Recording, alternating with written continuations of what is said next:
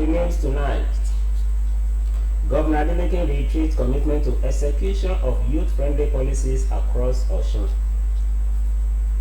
Rivers set for Fubara's return as Ibas prepare exit report. Military High Command dismisses court ruling nullifying rules of engagement. And from the foreign scene, Guinea-Bissau president vows to hold on to power as tenure expires. Good evening and welcome to Major Report. I am Kayode Adebayo.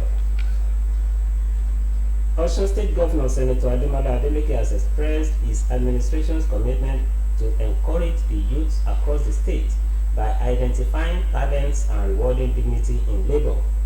Governor Adeleke stated this while presenting employment letter to the puff seller, Ms. Oluwatosin Adejuma, in fulfillment of his earlier promise at the roadside encounter. Governor's Office correspondent Oluwatobiloba Oduniga has more.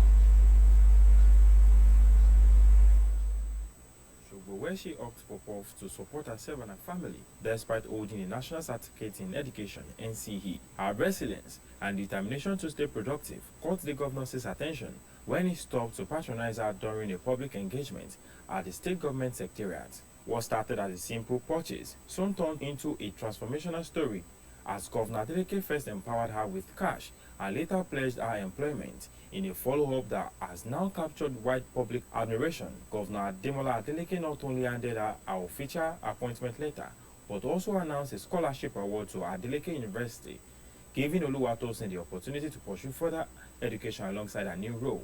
Speaking during the presentation, Governor Ademola Adeleke praised Oluwatosin's hard work and resilience, describing her as a symbol of the new Osun spirit that thrives on dignity in labor.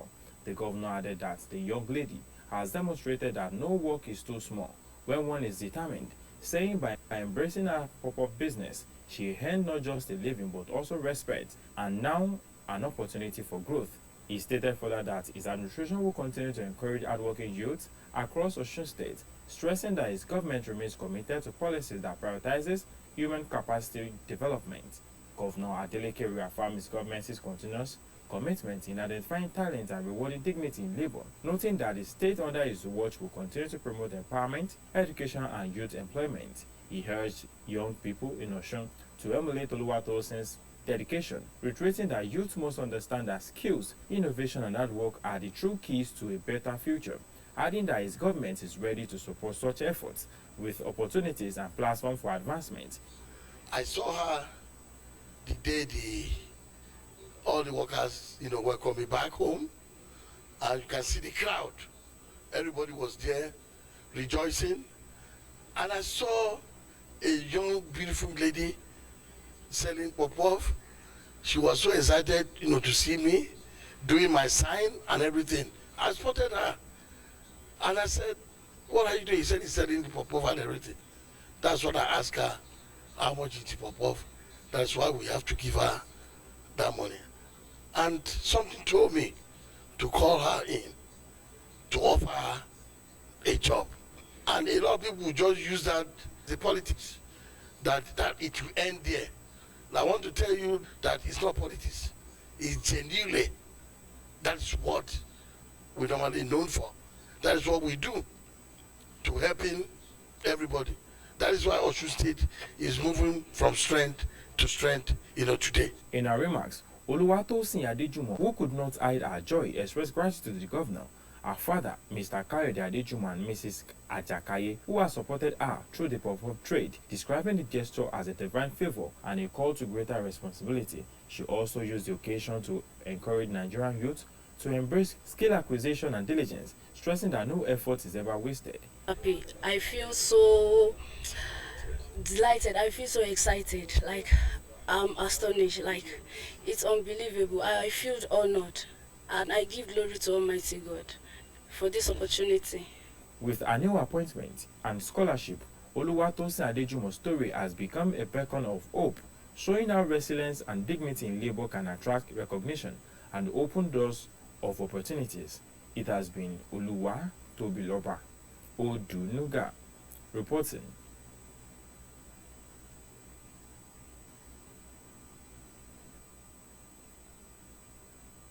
Adeleke Adeleke has called on the security agencies to remain neutral and professional as political activities heat up in Osun, warning that the state, being the home of the president, must not be turned into a battleground.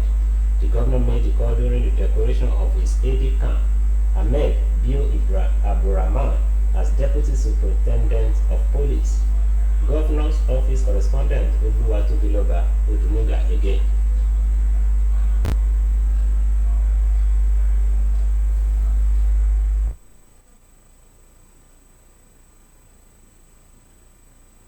Ambassador Ilesami Olaniyi was honored by the National Association of University Students, NAHUS, and the National Association of Ikwetu Ijesa Students. The decorations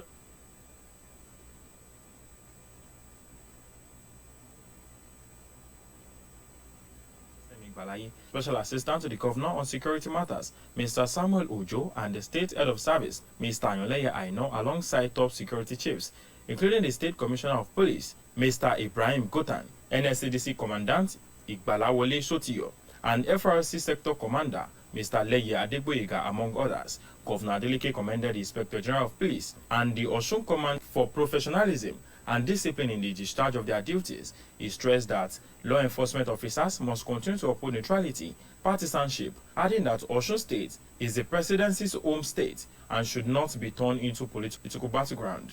The governor also expressed delight over the promotion of his ADC, describing DSP Abdurrahman as a disciplined and loyal officer who represents the best values of the Nigerian police force, noting that the promotion was well deserved and the recognition of hard work and integrity.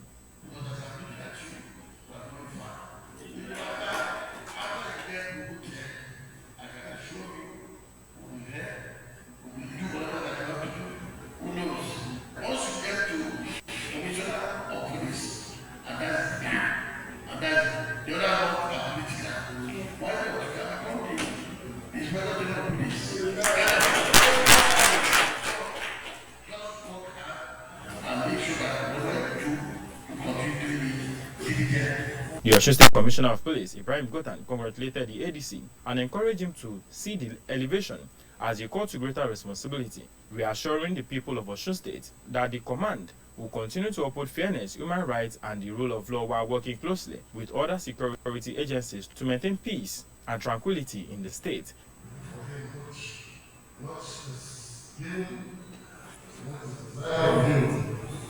So this is a sign of more responsibility. So I expect you to put in the double effort in order to ensure that our government is well protected. Speaking after his decoration, DSP Ahmed Bio Abdurrahman dedicated the promotion to God, his family, his principal, the governor, and his colleagues in the force, pledging to continue to serve with loyalty, discipline, and commitment to the Nigerian police force. The ceremony ended with accolades from security chiefs who described DSP Abdurrahman as a role model for younger officers. It has been Oluwatobiloba Odunuga reporting. In the meantime, the Chinese ambassador to Nigeria, Yongdong Hai, has underscored the need for Nigerian authorities to enable comprehensive investment in food security, agriculture, industrialization, education, security, and developmental stability in a bid to tackle endemic poverty in the country. The Chinese envoy gave the charge during an interactive session with the Minister of State for Humanitarian Affairs and Poverty Reduction, Honorable Yusuf Tanko Sunono, and Permanent Secretary, Dr. Yakubu Kovamata. He expressed the resolve of the People's Republic of China to partner with Nigeria in the area of humanitarian affairs and poverty reduction.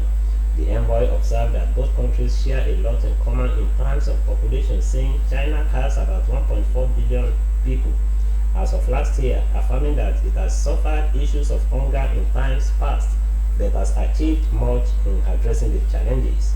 He highlighted China's experience in lifting millions of people out of poverty in the last decade and expressed his country's willingness to share expertise with Nigeria.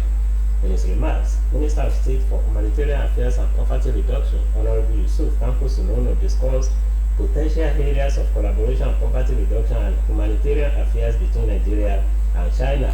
He acknowledged the good intention of the Chinese government in partnering with the ministry and expressed Nigeria's eagerness to learn from China's experiences. With 13 days left to the expiration of the 6-month state of emergency imposed on Rivers State. The administrator, Ibok Etebas, is rounding off his assignment and preparing for exit. Ibas himself had said that with the just concluded local government election, there was a sign that the state was ready for the resumption of full democratic rule as obtained in the rest of the country. His views was echoed by Federal Capital Territory Minister Osun, who said that the state was only a step from the lifting of the emergency rule following the successful conduct of the local government elections. Wike, the immediate past governor of the state, said that with the emergency rule due to expire this month, the suspended governor, deputy governor, and state lawmakers will come back to their jobs. Waiting to resume are suspended governor Similarif Bara, Deputy Governor Ngozuma Odu, and members of the State House of Assembly. Although there have been fears in the state that Ibas, a retired Vice Admiral, might be pushing for an extension of the state of emergency, the sources at Government House Port Harcourt said there was nothing of sort. Residents of the state are convinced that certain steps being taken by the administrator, including the reconstruction of the State House of Assembly complex, are positive for the return of the suspended executive and legislative functionaries. The Nigerian Union of Petroleum and Natural Gas Workers has expressed concern over recent developments in the downstream oil and gas sector, following moves by Dangote Refinery to introduce compressed natural gas trucks for nationwide fuel distribution. In a statement signed by its General Secretary, Comrade Olawale Afolabi, the union said it welcomed investment that will improve efficiency and reduce logistic costs in the sector, but stressed that such initiatives must not undermine workers' rights or labor laws. According to NOTEN, the planned introduction of 10,000 CNG trucks to distribute refined petroleum products raised fears among its members that existing tanker drivers could be displaced. The union alleged that the recruitment process for new drivers under the scheme excluded established unions in the sector, insisting that such practices contradict both Nigerian labor laws and international conventions ratified by the country. The union therefore calls to the Nigerian Midstream and Downstream Petroleum Authority to intervene by ensuring that competition in the sector remains open, fair, and inclusive in line with the provisions of the Petroleum Industry Act. It also called on the federal government, the Nigerian Labour Congress, and Trade Union Congress and other stakeholders to safeguard the right of workers to unionize. Meanwhile, the federal government said it had intensified monitoring and screening procedures at all points of entry in response to the ongoing outbreak of the Ebola virus disease in the Democratic Republic of Congo. The Director of Port Health Services at the Federal Ministry of Health and Social Welfare, Dr. Apan Inse, disclosed this in an interview with newsmen, noting that additional staff had been employed to strengthen border surveillance in the country. Dr. Unse noted that although Nigeria was at risk of importing the virus due to high levels of international travel with the DRC, Port Health Services was on alert and had strengthened surveillance to prevent it. Health authorities in the Democratic Republic of Congo declared an outbreak of Ebola virus disease in Kasai province, where 28 suspected cases and 16 deaths, including 4 health workers, had been reported. The outbreak comes at a time when much of Central and West Africa is grappling with overlapping health and humanitarian crises, including cholera, malnutrition, and population displacement. Ebola virus disease is a rare but severe, often fatal illness in humans, transmitted to people through close contact with blood, secretions, organs, or other bodily fluids, or infected animals such as foot bats. Troops of Nigerian Army eliminated 15 terrorists in Katsina State, apprehended 13 suspects in Kaduna, and recovered weapons from armed headers in Benue State. A credible source at Army headquarters disclosed this to newsmen in Abuja, adding that air and ground offensives were carried out at Zango High Ground in Ankara local government area of Katsina, where troops destroyed terrorist hideouts after air strikes and ground assaults. According to the source, intercepted communications confirmed 15 terrorists were killed with several others wounded. In Kaduna Metropolis, troops of 1st Division Garrison apprehended 13 suspects with illicit drugs in joint operations with police and other agencies, raided glass spots on Ogwandosa, Ogwanyero, Kwaru, and Majaliza areas. In Sokoto State, troops foiled terrorist activities in Sabon-Brini and Wano local government areas, rescuing a driver and his vehicle with 4 suspected terrorists lynched by locals in Kaura village, while 3 others were rescued and handed over to the police. The source said the troops of Operation Wild Stroke killed 1 armed header during clearance operations in Logo local government area of Benue, while an AK-47 rifle, 19 rounds of 7.62 mm special ammunition and other items were recovered. According to the source, troops remain on aggressive patrols across theaters to deny terrorists freedom of action and ensure security of lives and property. Meanwhile, the military high command has dismissed the ruling of the National Industrial Court of Nigeria that nullified a rule in the armed forces which mandates personnel to serve for a minimum of 15 years before resigning. The Director, Defense Media Operations, Major General Marcus Kangi, who stated this in reaction to the court ruling, said there were different categories of personnel in the force. He specifically said since the law that established the military, the Armed Forces Act, is yet to be rewritten or repealed, any personnel that joins must abide by what is contained in the document.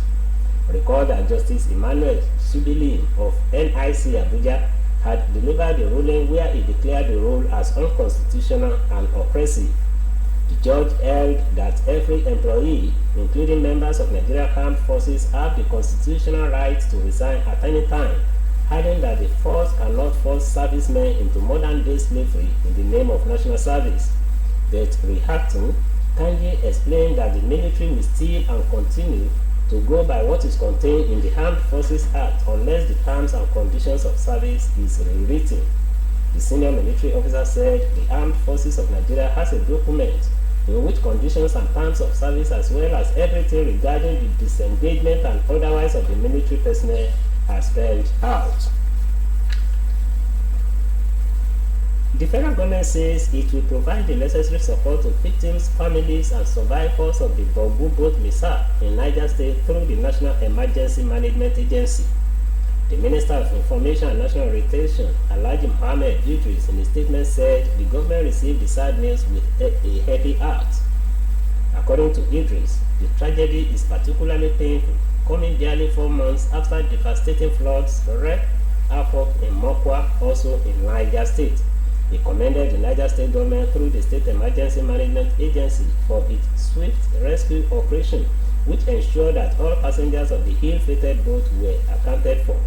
The minister cautioned that no one should embark on boat journeys without wearing appropriate protective jackets, adding that safety precautions will make the difference between life and death. It will be recorded that 32 lives were lost in the boat mishap, which occurred with about 50 people rescued. Students who benefited from the free summer lessons organized by Ambassador Ilisomi Olaniyi have described the program as a lifeline that boosted their confidence and enhanced their knowledge. Parents who attended the ceremony marking the end of the program expressed gratitude for the initiative, noting that it relieved them of the financial burden of private lessons. Here is the report as presented from our studios.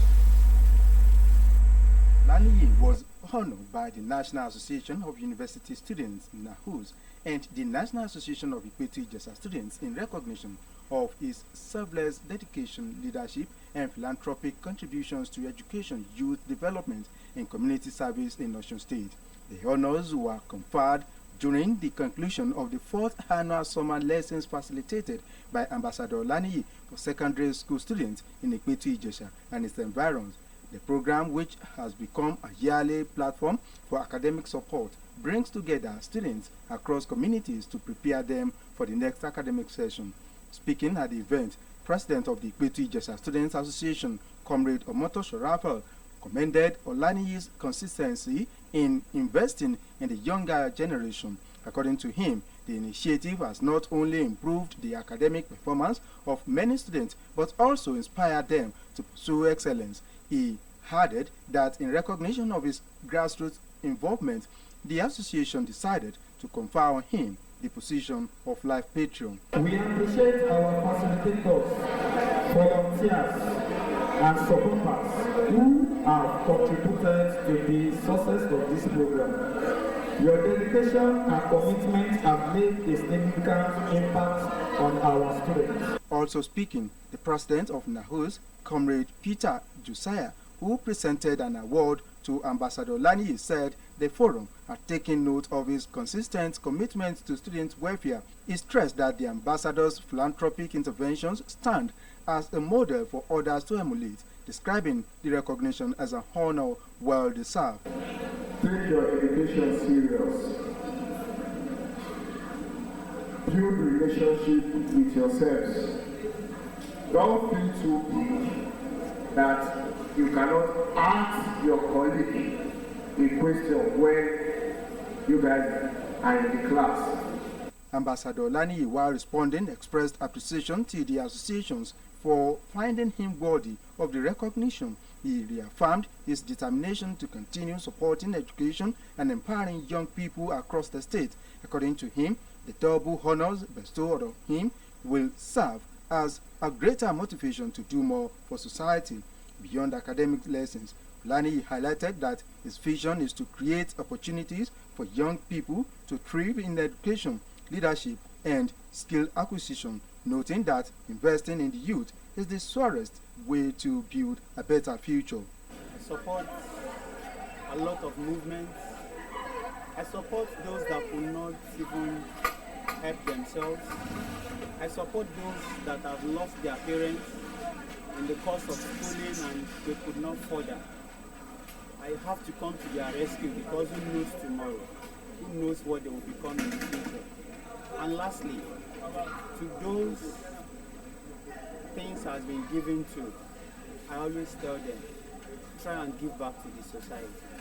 Meanwhile, some of the students who benefited from the free summer lessons shared their excitement. They described the program as a lifeline that boosted their confidence and enhanced their knowledge, especially in core subjects. Several parents also expressed gratitude for the initiative, noting that it reduced the financial burden of private lessons. The recognition, observers say, further cements Ambassador Olaniyi's reputation as not only a grassroots politician but also a community builder whose initiatives continue to touch lives in practical ways. You are now welcome to our sports segment.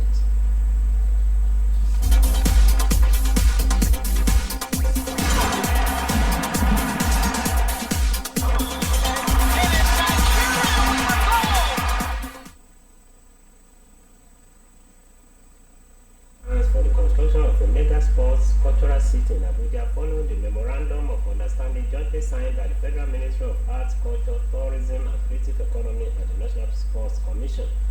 According to a special advisor to the Minister of Media and Public Affairs, Dr. Nneka Anibizi, the initiative aims to harness the creative, cultural and sports sectors for national development, youth empowerment and global visibility.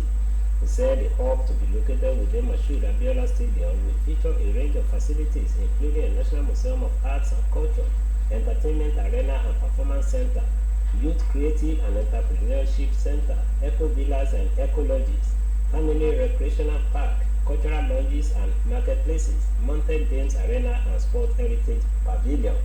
Speaking during the signing ceremony, Minister of Art, Culture, Tourism and Creative Economy, Alatu Musawa, expressed gratitude for the partnership and highlighted the impact of National Sports Commission's Chairman, Malam Shehu Diko, on sports development. Earlier, the Chairman of NSC emphasized the Commission's alignment with the administration's renewed hope agenda on sports economy.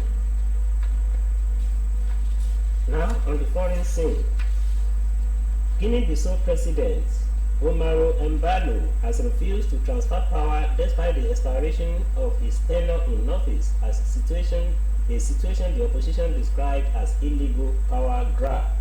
Patience Ezeki has more from the foreign scene.